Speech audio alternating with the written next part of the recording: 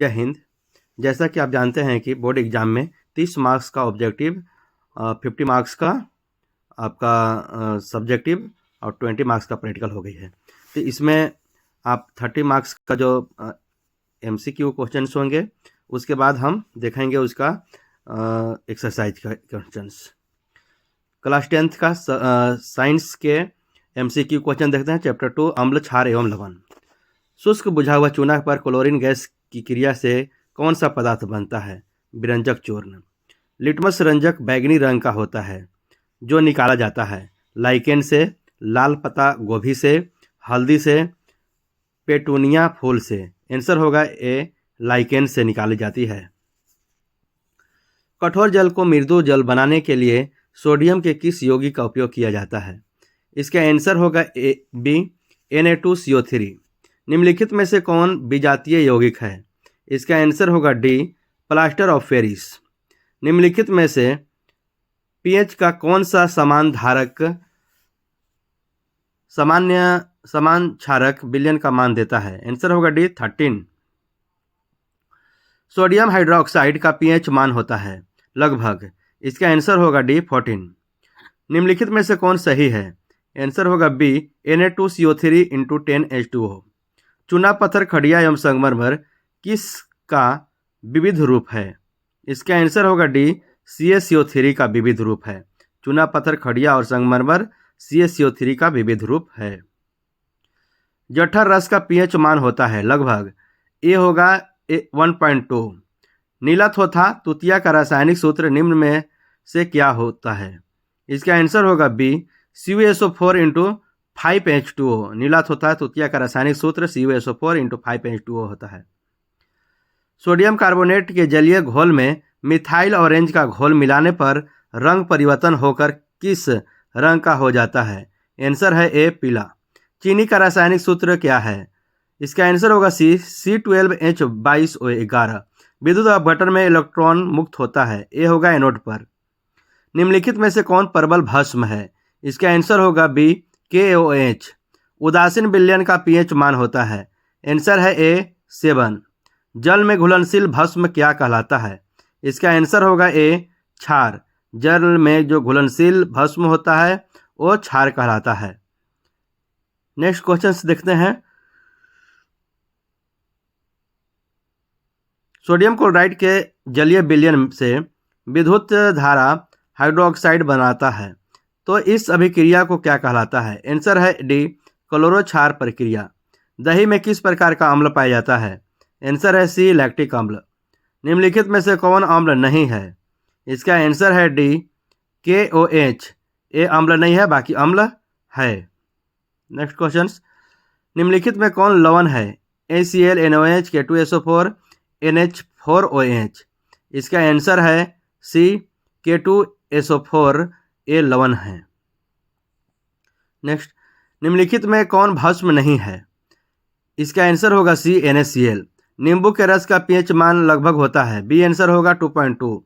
किसी अम्ल में मुख्य रूप से एक परमाणु अवयव मौजूद रहता है जो धातु से अभिक्रिया कर एक गैस उत्पन्न करता है। वह गैस कौन है? इसका आंसर है क्या होगा? O होगा, H होगा, N होगा, NH3 होगा। इसका बी आंसर होगा H होगा, हाइड्रोजन। इमली में कौन सा अम्ल विद्यमान रहता है? आंसर होगा ए, टार्टरिक अम्ल। बेकिंग सोडा का रासायनिक सूत्र निम्न में से कौन सा है? इसका आंसर होगा ए, NaHCO3। NaOH विलयन के साथ Zn धातु अभिक्रिया निम्न में से कौन सा गैस उत्पन्न होता है? इसका आंसर है डी, H2। NaOH विलयन के साथ Zn धातु की अभिक्रिया के फलस्वरूप जो गैस उत्पन्न होती है वो H2 गैस उत्पन्न होती है। Next question. इमली में कौन सा अम्ल विद्यमान रहता है? आंसर है ए, टार्टेरिक अम्ल। बेकिंग सोडा का रासायनिक सूत्र निम्न में से कौन सा है? इसका आंसर है ए, NaCO3। NaOH विलयन के साथ Zn धातु की अभिक्रिया निम्न में से कौन सा गैस उत्पन्न होता है? इसका आंसर होगा डी, H2। NaOH विलयन के साथ Zn धातु की अभिक्रिया निम्न में से उत्पन्न जो गैस होती है वो H2 गैस उत्पन्न होती है। सार्वजनिक सूचक शुद्ध जल में कौन सा रंग देता है? इसका आंसर होगा बी, हरा। अम्लीय वर्षा के लिए पीएच मान क्या होता है? आंसर है ए, 5.6 से कम। निम्नलिखित में से कौन सी धातु अम्ल और क्षार दोनों में अभिक्रिया करता है? इसका आंसर होगा डी, जेडेन। जेडेन धातु जो है वो अम्ल और क्षार दोनों में अभिक्रिया करती है। नेक्स्ट क्वेश्चन से देखते हैं। सभी एमसीक्यू क्वेश्चन बहुत ही इंपॉर्टेंट है, इसे अच्छे से पढ़ें। NaCl पर तनु H2SO4 की अभिक्रिया से कौन सी गैस निकलती है? इसका आंसर होगा सी, HCl गैस निकलती है। HCl NaCl प्लस N2SO4 की अभिक्रिया से HCl गैस निकलती है। NaCl पर तनु H2SO4 की अभिक्रिया से कौन सी गैस निकलती है? C12H2 HCl SO2। इसका आंसर होगा सी, HCl।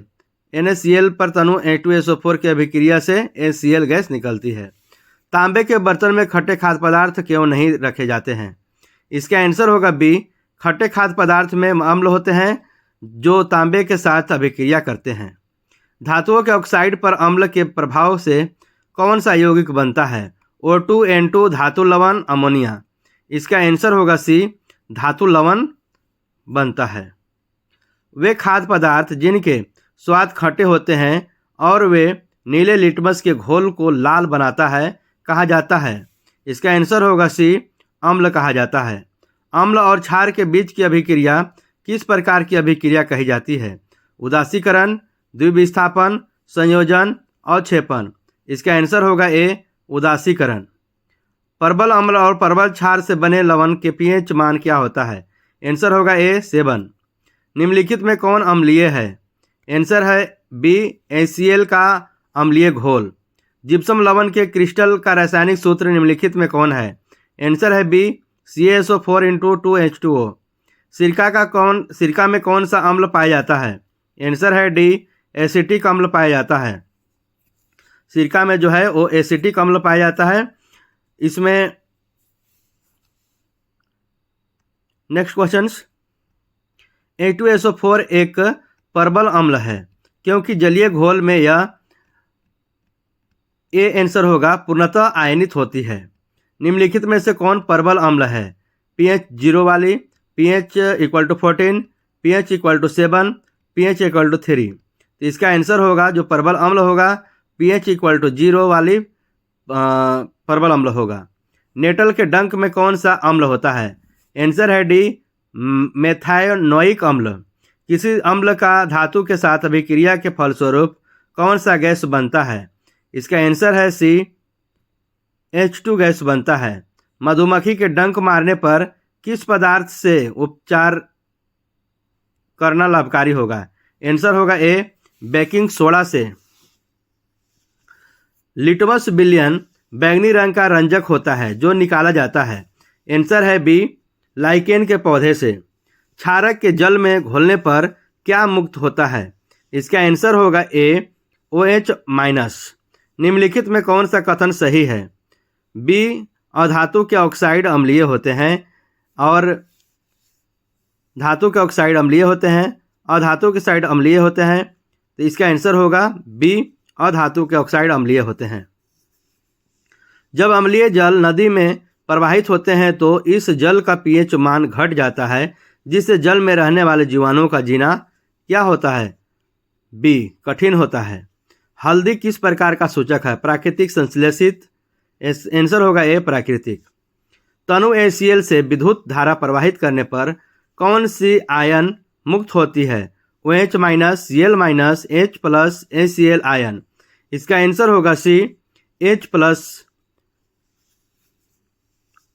विरंजक चूर्ण का रासायनिक सूत्र होता है CaOCl, CaCl2, CaOCl2, CaOCl2।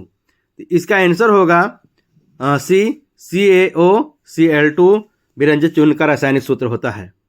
जल की अनुपस्थिति में HCl H+ आयन उत्पन्न कर सकता है। इसका आंसर होगा बी, नहीं। किसी उदासीन विलयन का पीएच मान है? आंसर है सी, 7। पीएच स्केल पर 14 क्या प्रदर्शित करता है? आंसर है इसका सी, अधिक क्षारीयता को, पीएच स्केल पर 14 जो है वो अधिक क्षारीयता को प्रदर्शित करता है। पीएच स्केल पर 14 अधिक क्षारीयता। अधात्विक ऑक्साइड को कहते हैं। आंसर होगा ए अम्लीय ऑक्साइड। ताजे दूध का पीएच मान 6 होता है, दही बन जाने पर इसके पीएच मान में क्या परिवर्तन होगा? आंसर है ए घटेगा। अपच का उपचार करने के लिए किस दुर्बल क्षारक का उपयोग किया जाता है? आंसर है सी MgOH के हॉल 2 से उपचार किया जाता है, दुर्बल क्षारक का उपयोग किया जाता है। 1 बिलियन लाल लिटमस को नीला कर देता है, इसका पीएच मान क्या होगा? इसका आंसर है सी 10। पीएच स्केल का 0 प्रदर्शित करता है। बी होगा आंसर अधिक अम्लीयता को। चूना जल में CO2 प्रवाहित करने पर जल का रंग कैसा होगा? नीला होगा, काला होगा, दुधिया होगा, पीला होगा। तो इसका आंसर है सी दुधिया रंग का हो जाएगा। CO2 प्रवाहित होती है जल से तो दुधिया रंग की हो जाती है। कौन सा क्षारक क्षार होता है? जल में अघुलनशील क्षारक, जल में घुलनशील क्षारक, अम्ल में घुलनशील क्षारक, कार्बन डाइसल्फाइड में घुलनशील क्षारक। बी होगा जल में घुलनशील क्षारक। सोडियम जिंकेट का रासायनिक सूत्र क्या है? आंसर है डी Na2ZnO2। चूना जल में CO2 प्रवाहित करने पर श्वेत अवक्षेप बनता है, यह श्वेत अवक्षेप है। इसका आंसर है सी CaCO3 का। अपच का उपचार करने के लिए निम्नलिखित में से किस अवधि का उपयोग किया जाता है? आंसर है सी एंटासिड का प्रयोग किया जाता है। निम्नलिखित में से कौन दुर्बल अम्ल है? इसका आंसर है CH3COOH। दांतों में क्षय कब प्रारंभ होता है? आंसर है सी जब का पीएच मान 5.5 से कम होता है। NaOH CSOH के हॉल 2 के विलयन से विद्युत धारा के प्रवाह से कौन सी आयन मुक्त होती है? इसका आंसर होगा ए OH- मुक्त होती है। दांत का मसूड़ा इनमल दंतक वल्क किस पदार्थ का बना होता है जो काफ़ी कठोर होता है? आंसर है ए कैल्शियम फॉस्फेट का। निम्नलिखित में से कौन सही कथन को चुने?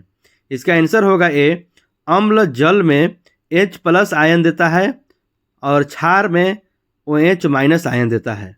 ये सही है कथन कि अम्ल है वो जल में H+ आयन देती है और क्षार में OH- आयन देते हैं। NaOH और जिंक को आपस में मिलाकर गर्म करने पर कौन सा गैस निकलती है? इसका आंसर है ए H2 गैस निकलती है। इनमें से कौन संश्लेषित सूचक है? इसका आंसर होगा ए मेथिल ऑरेंज जो है वो संश्लेषित सूचक हैं। मेथिल ऑरेंज इसका आंसर होगा ए नंबर। प्लास्टर ऑफ पेरिस का रासायनिक सूत्र क्या है? आंसर है सी CaSO4 × 12 H2O। निम्नलिखित में से किसमें रावा जल होता है? आंसर है बी प्लास्टर ऑफ पेरिस का। अगर चूना जल में अधिक CO2 गैस प्रवाहित किए जाए तो यह किस रंग में बदल जाता है? श्वेत, पीला, नीला, हरा। इसका आंसर होगा ए श्वेत रंग में बदल जाता है।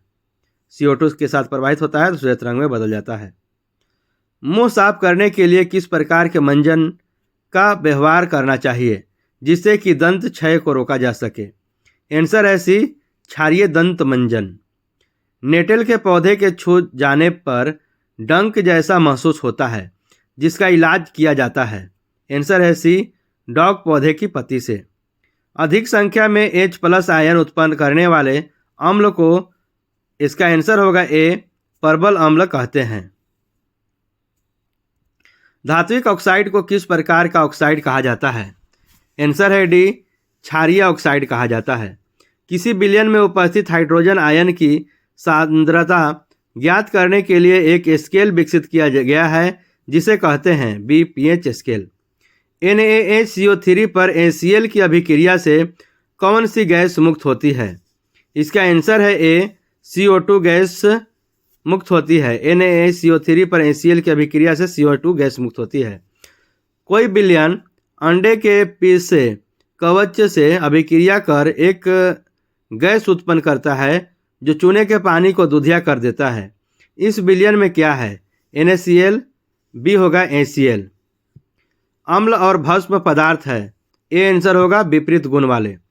वे सभी पदार्थ भस्म कहे जाते हैं जो जल में घुलकर किस प्रकार के आयन देते हैं। आंसर है ए हाइड्रॉक्सिल आयन OH-। जिस भस्म के अणु जल में पूर्णतः आयनित होकर हाइड्रोक्साइड आयन देते हैं वे कहे जाते हैं। आंसर है सी परबल भस्म कहे जाते हैं। भस्म के अणु जो जल में घुलकर हाइड्रोक्साइड आयन देते हैं उसको परबल भस्म कहे जाते हैं। इनमें से कौन क्षारीय पदार्थ है। आंसर है सी सोना। क्या सभी क्षारक क्षार हो सकते हैं, तो बताएं कि कौन सा क्षारक क्षार होता है। होगा बी आंसर होगा जल में घुलनशील क्षारक। सांद्र अम्ल या क्षारक को जल के साथ मिश्रित करना किस प्रकार की अभिक्रिया है। ऊष्माशोषी, ऊष्माक्षेपी, अवक्षेपन, अपचयन। इसका आंसर होगा बी ऊष्माक्षेपी अभिक्रिया है। कुछ ऐसे पदार्थ होते हैं जिनकी गंध अम्लीय या क्षारीय माध्यम में बदल जाते हैं। ऐसे पदार्थ को किस प्रकार का सूचक कहा जाता है। आंसर है बी गंधीय सूचक। धातुओं के कार्बोनेट और बाइकार्बोनेट पर अम्ल की अभिक्रिया से कौन सा गैस उत्सर्जित होता है। आंसर है बी कार्बन डाइऑक्साइड गैस।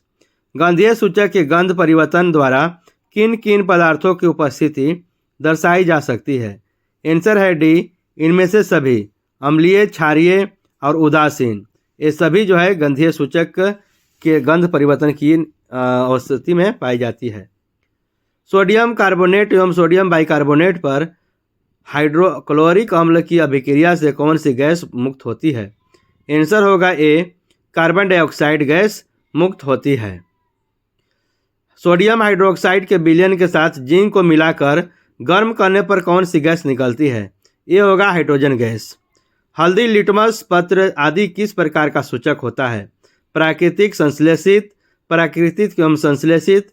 इसमें से सभी उत्तर सही है। आंसर होगा ए प्राकृतिक सूचक होती है। NaOH का 10 ml विलयन ACl के 8 ml विलयन से पूर्णतः उदासीन हो जाता है। यदि हम NaOH के उसी विलयन को 20 ml ले तो इसे उदासीन करने के लिए ACl के उसी विलयन की कितने आयन की आवश्यकता होती है। डी होगा 16 ml। खाद्य पदार्थों में डी में सी आंसर होगा। अम्ल शब्द की उत्पत्ति लैटिन शब्द एसिड्स से हुई है जिसका अर्थ है सी खट्टा। हल्दी का रस घरेलू सूचक है जिसका रंग पीला होता है। इस सूचक से किस विलयन की पहचान की जा सकती है। आंसर होगा सी क्षारीय। चुकंदर का रस बैगनी रंग का घरेलू सूचक है। क्षारीय विलयन में इसका रंग कैसा होता है। आंसर है बी पीला रंग का होता है। चुकंदर का रस बैगनी रंग का घरेलू सूचक है जो क्षारीय विलयन में रंग पीला होता है। इनमें से कौन उदासीन पदार्थ है। आंसर है ए चीनी। इनमें से कौन गंधीय सूचक है। आंसर है डी इनमें से सभी। प्याज, लौंग का तेल, वनीला। कॉपर ऑक्साइड पर हाइड्रोक्लोरिक अम्ल डालकर बीकर को धीरे धीरे हिलाया जाता है। कॉपर ऑक्साइड नीले हरित रंग का हो जाता है। यह किस यौगिक लवण के बने होते हैं।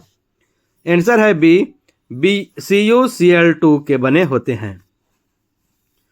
निम्नलिखित में से कौन से गैस चूने के पानी को दूधिया कर देती है। आंसर होगा सी CO2। नींबू में किस प्रकार के अम्ल पाए जाते हैं। आंसर होगा ए साइट्रिक अम्ल। निम्न में से कौन अकार्बनिक अम्ल है। आंसर होगा डी इनमें से सभी।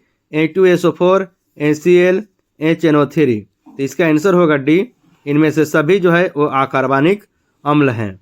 A2SO4, ACl, HNO3 ये सभी अच्छे से याद कर लें। टार्टरिक अम्ल किस प्रकार का अम्ल है। ये होगा कार्बनिक अम्ल। जिस जल के जलीय विलयन में पर्याप्त हाइड्रोनियम आयन A3O+ होते हैं वे कहलाते हैं। बी आंसर होगा परबल अम्ल। इनमें से कौन दुर्बल अम्ल है। सी होगा ऑक्जेलिक अम्ल जो है वो दुर्बल अम्ल है। इसका आंसर होगा सी ऑक्जेलिक अम्ल। इनमें से कौन अम्लीय पदार्थ है। आंसर होगा ए नारंगी का रस। हाइड्रोजन आयन स्वतंत्र रूप से नहीं रह सकते हैं, ये जल से संजो कर बनाते हैं।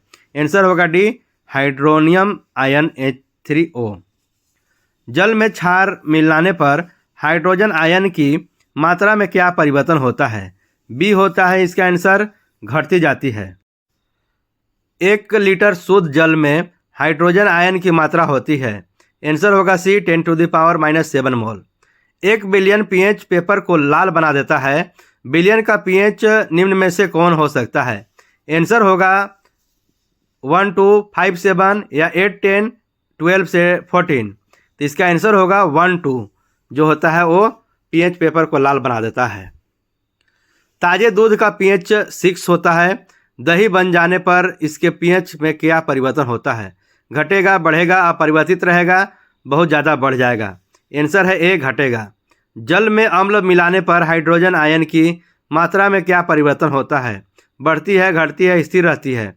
इसका आंसर ए बढ़ती है। जल में अम्लीय, क्षारीय, विलयन चालन होते हैं। सी होगा विद्युत का। एक छात्र जांच परख नली में लिए गए सोडियम कार्बोनेट के तनु विलयन में सार्वभौम सूचक की कुछ बूंद मिलाता है तो निम्नलिखित में से कौन सा रंग दिखेगा? आंसर होगा डी पीला। लवण Na2CO3 का जलीय विलयन का पीएच होता है बी 7 से अधिक। अम्ल या क्षारक की प्रबलता की जांच होती है। आंसर होगा ए पीएच स्केल से अम्ल एवं क्षारक प्रबलता की जांच की जाती है। आंसर होगा ए पीएच स्केल से। विलयन में H+ आयन के निर्माण से पदार्थ की प्रकृति होती है ए अम्लीय। नेटल एक शासकीय पादप पदार्थ है। इसके छू जाने पर डंक जैसा दर्द महसूस होता है। इस दर्द का उपचार किस पौधे की पत्ती डंक वाले स्थान पर रगड़ कर किया जाता है? लहसुन के पत्ती, गेंदा फूल की पत्ती, डॉग पौधे की पत्ती, नीम की पत्ती? आंसर होगा डॉग पौधे की पत्ती। किसी विलयन में हाइड्रोजन के आयन के विभिन्न सांद्रता विभिन्न रंगों में प्रदर्शित करने के लिए एक सूचक की आवश्यकता होती है, उसे कहते हैं सार्वभौम सूचक, लिटमस, मैथिल। आंसर होगा ए सार्वभौम सूचक। कुछ फूलों की रंगीन पंखुड़ियाँ किसी विलयन में अम्ल एवं क्षारक की उपस्थिति को सूचित करने हैं। इन्हें किस प्रकार का सूचक कहा जाता है? आंसर होगा सी अम्ल क्षारक सूचक। सोडियम कार्बोनेट के जलीय घोल में मिथाइल ऑरेंज का घोल मिलाने पर घोल का रंग परिवर्तित होकर कैसा हो जाता है? आंसर होगा ए पीला हो जाता है। पीएच किसी घोल में किसी की शक्ति को व्यक्त करता है? आंसर होगा ए हाइड्रोजन आयन का। यदि किसी हाइड्रोजन आयन का सांद्रण 10⁻x मोल पर लीटर है तो यह घोल का पीएच होगा। आंसर होगा बी x लीटर। पीएच एक ऐसी है जिसका जलीय विलयन होगा, यह अभी दोनों क्षारीय अम्लीय। पीएच स्केल में 0 से 14 तक के मान होते हैं। 0 का मान प्रदर्शित करता है। बी होगा प्रबल अम्ल। पीएच स्केल में 14 क्या दर्शाता है? आंसर होगा प्रबल क्षार। पीएच स्केल में 7 से 0 तक घटता हुआ मान घोल की किस अम्लता को बतलाता है? आंसर होगा ए बढ़ती है। पीएच स्केल में जो 7 से 0 तक घटता हुआ मान जो है वो घोल की किस अम्लीयता को बतलाता है? तो आंसर है जो अम्ल की ओर ज़्यादा बढ़ रहा है तो बढ़ता हुआ स्केल दिखाता है, प्रदर्शित करता है।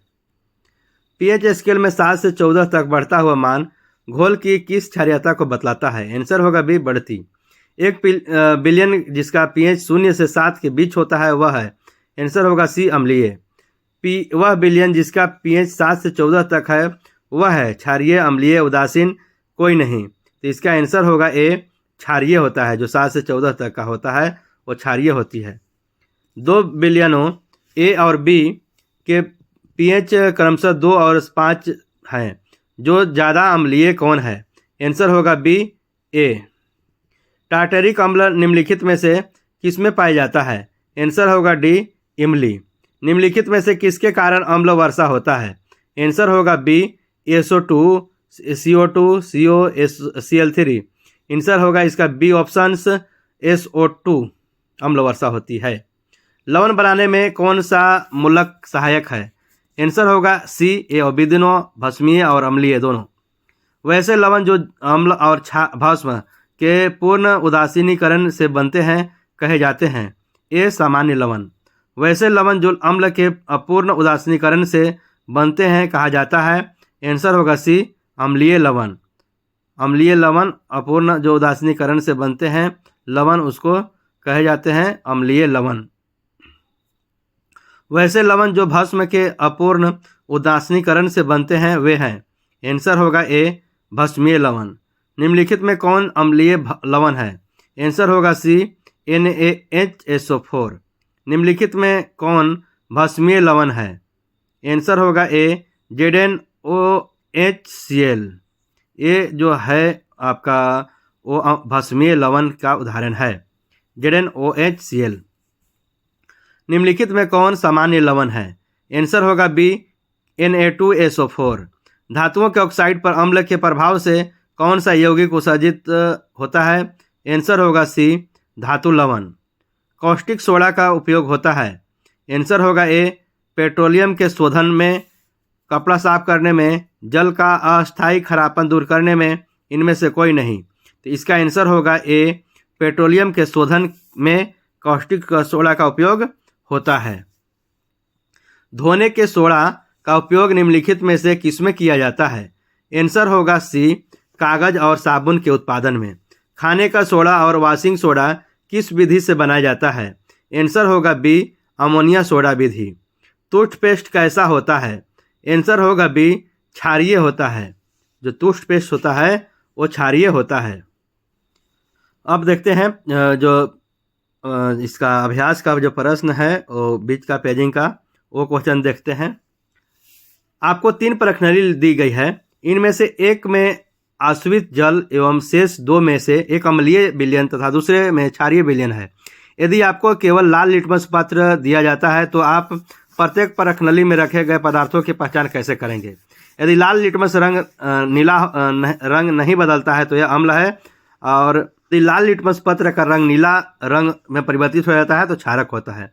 यदि लिटमस का पत्र हल्का होता है तो यह बैंगनी रंग तो आश्रित जल है। पीतल एवं तांबे के बर्तन में दही एवं खट्टे पदार्थ क्यों नहीं रखे जाते? दही एवं खाटे पदार्थों में जल अम्ल पाया जाता है। इस प्रकार जब इन पदार्थों को पीतल एवं तांबे के बर्तनों में रखा जाता है तो धातु अम्ल के साथ अभिक्रिया करके हाइड्रोजन गैस और हानिकारक उत्पाद मुक्त करते हैं, जिससे भोजन खराब हो जाता है। धातु के साथ अम्ल की अभिक्रिया होने पर सामान्यतः कौन सी गैस निकलती है? एक उदाहरण के द्वारा समझाइए। इस गैस की उपस्थिति की जांच आप कैसे करेंगे? धातु के साथ अम्ल की अभिक्रिया होने पर सामान्यतः हाइड्रोजन गैस निकलती है। धातु के साथ अम्ल की अभिक्रिया होने पर सामान्यतः हाइड्रोजन गैस निकलती है। इसको में देखिए कि एक प्रकरणी में लगभग 5 ml तनु सल्फ्यूरिक अम्ल लीजिए, इसमें दानेदार जिंक के टुकड़े डालिए, उत्सर्जित गैस को साबुन के विलयन से प्रवाहित कीजिए। साबुन के विलयन में बुलबुले बनते हैं। इन बुलबुले में हाइड्रोजन गैस व्याप्त है। A2SO4 plus ZnSO4 plus H2। जलती हुई मोमबत्ती को गैस वाले बुलबुले के पास ले जाने पर फट फट की ध्वनि के साथ हाइड्रोजन गैस का दहन होता है। देखिए एक आप स्टैंड लीजिए, स्टैंड के साथ इसके प्रश्नावली को और तनु जोड़ दीजिए। उसके बाद तनु सल्फ्यूरिक अम्ल दानेदार जिंक के टुकड़े डालिए। इसमें हाइड्रोजन गैस की बुलबुले जो आप इससे प्रवाहित होते देख रहे हैं, उसमें आप फट फट की ध्वनि के साथ जब आप इसको मोमबत्ती से जलाएंगे तो हाइड्रोजन गैस का दहन होगा। हाइड्रोजन से भरे साबुन के बुलबुले ऊपर जब आते हैं तो ये जब इसको जलाई जाती है तो फटफट की आवाज करती है। कोई धातु यौगिक ए तनु हाइड्रोक्लोरिक अम्ल के साथ अभिक्रिया करता है तो बुद्ध बुढ़ाहट उत्पन्न होती है। इसमें उत्पन्न गैस जलती मोमबत्ती को बुझा देती है। यदि उत्पन्न यौगिकों में से एक से कैल्शियम क्लोराइड है तो इसलिए अभिक्रिया के लिए संतुलित रासायनिक समीकरण लिखिए। CaCO3 plus 2HCl arrow CaCl2 plus CO2 plus H2O। Calcium carbonate hydrochloric अम्ल calcium chloride plus carbon dioxide plus जल की निर्माण होती है। नेक्स्ट पृष्ठ 27 में दी हुई है जो बीच का क्वेश्चन है अभ्यास से बीच का। वो HCl HNO3 और जलीय विलयन में अम्लीय अभिलक्षण क्यों प्रदर्शित करते हैं, जबकि अल्कोहल एवं ग्लूकोज जैसे यौगिकों के विलयनों में अम्लीयता के अभिलक्षण नहीं प्रदर्शित होते। जब HCl या HNO3 को जल में घोला जाता है तो यह जल में घुलकर हाइड्रोजन आयन उत्पन्न करते हैं जो उनके अम्लीय गुण को प्रदर्शित करता है। उदाहरण के लिए निम्नलिखित अभिक्रिया को देखें। HCl तो H plus Cl minus H plus H2O arrow H3O जबकि एल्कोहल एवं ग्लूकोज से यौगिक जल में घुलने पर हाइड्रोजन आयन उत्पन्न नहीं करते हैं। इस प्रकार के अम्लीय गुण को प्रदर्शित नहीं करता। अम्ल का जलीय विलयन क्यों विद्युत का चालन करता है? अम्ल के जलीय विलयन में हाइड्रोजन या हाइड्रोनियम आयन H3O की उपस्थिति के कारण विद्युत का चालन होता है। शुष्क हाइड्रोक्लोरिक गैस शुष्क लिटमस पत्र के रूप रंग को क्यों नहीं बदलती? तो शुष्क हाइड्रोक्लोरिक गैस शुष्क लिटमस पत्र के रंग को नहीं बदलती है क्योंकि इसमें हाइड्रोजन आयन अनुपस्थित रहता है। इसीलिए शुष्क हाइड्रोजनिक जो गैस है वो शुष्क लिटमस के रूप में नहीं बदलती है, ये हाइड्रोजन गैस की अनुपस्थिति के कारण। अम्ल को तनुकृत करते समय यह क्यों अनुशंसित करते हैं कि अम्लों को जल में मिलाना चाहिए, न कि जल को अम्ल में? तो जल में अम्ल के घुलने की प्रक्रिया अत्यंत ऊष्माक्षेपी होती है। जल अम्ल को सदैव धीरे धीरे तथा जल को लगातार जल में हिलाते हुए जल में मिलाना चाहिए। सांद्र अम्ल में जल मिलाने पर उत्पन्न हुई ऊष्मा के कारण मिश्रण अस्फीतलित होकर बाहर आ जाता है तथा आप जल सकते हैं। अम्ल के विलयन को तनुकृत करते समय हाइड्रोनियम आयन H3O+ की सांद्रता कैसे प्रभावित हो जाती है? जब अम्ल के विलयन को तनुकृत किया जाता है तब हाइड्रोनियम आयन H3O+ की सांद्रता में प्रति इकाई आयन में कमी हो जाती है।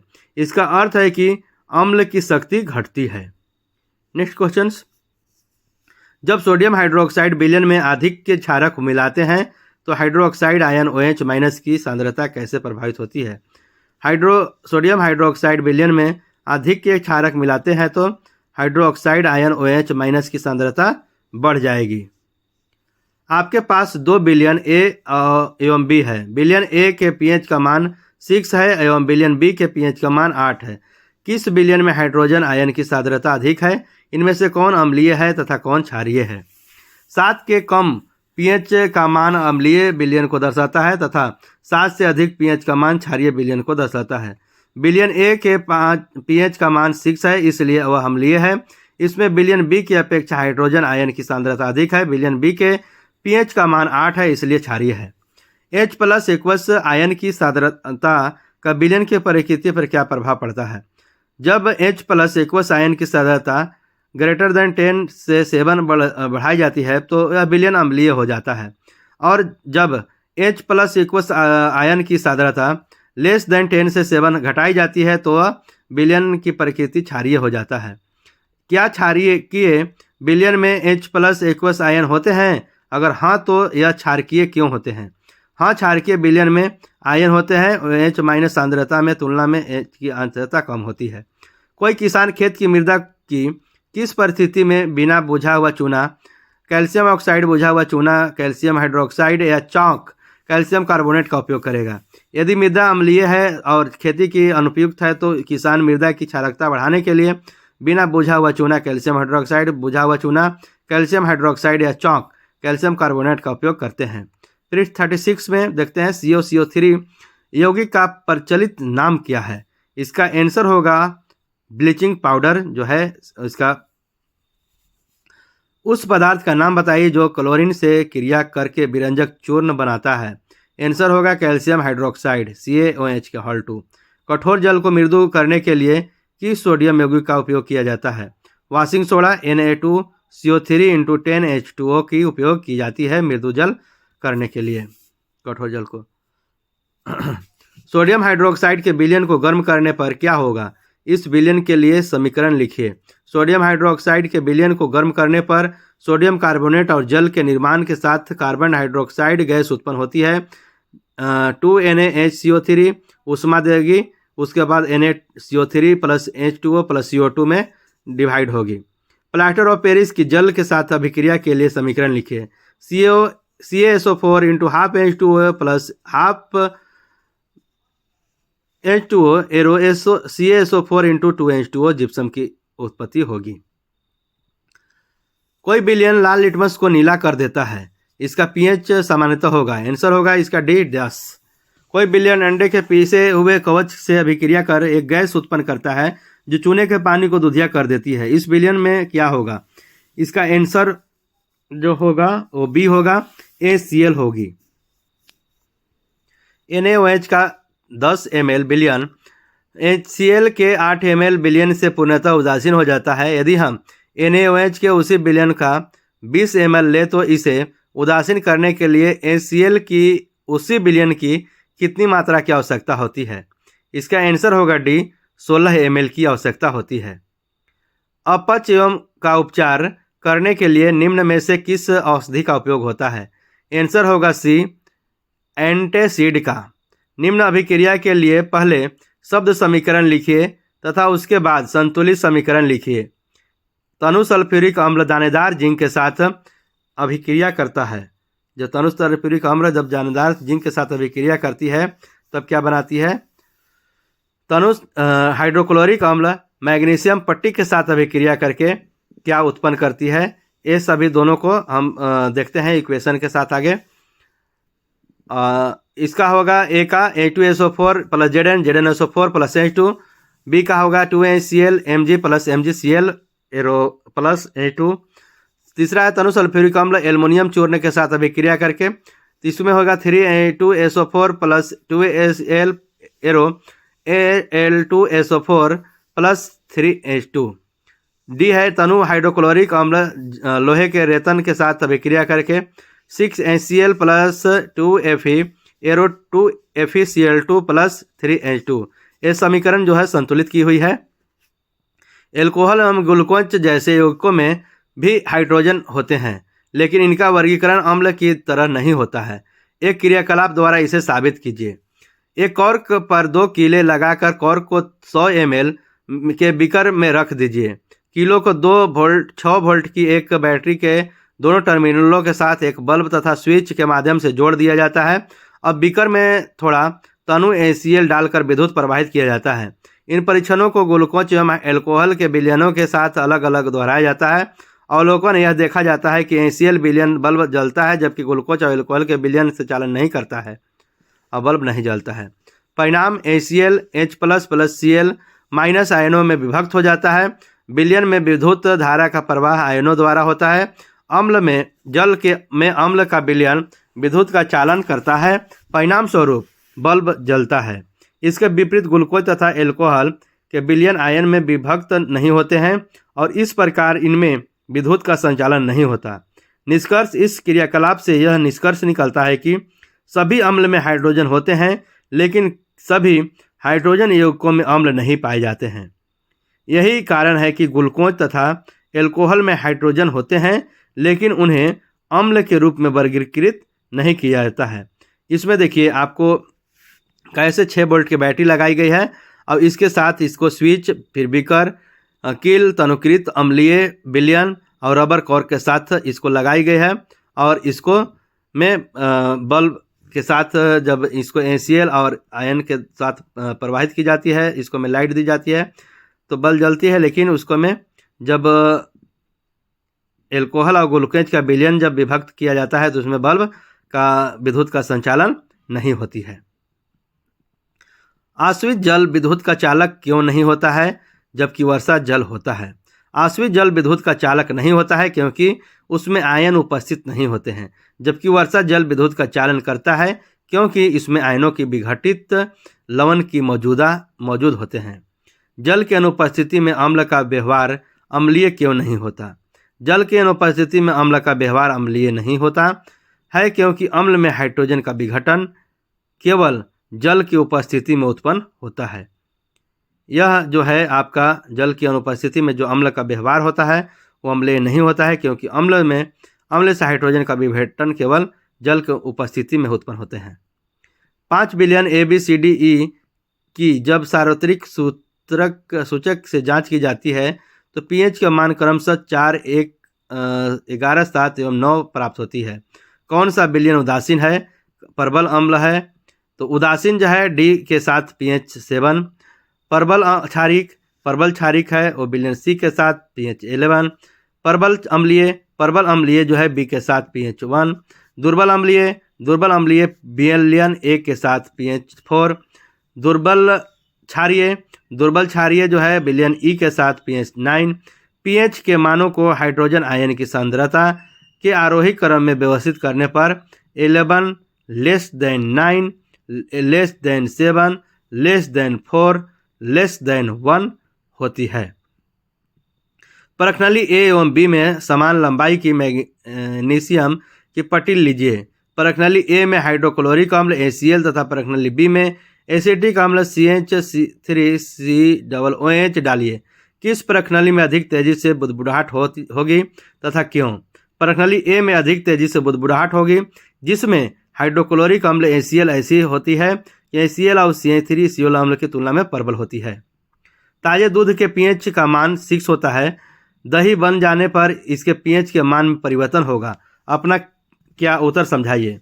दूध का pH का मान 6 होता है, जैसे यह दही में परिवर्तित होता है।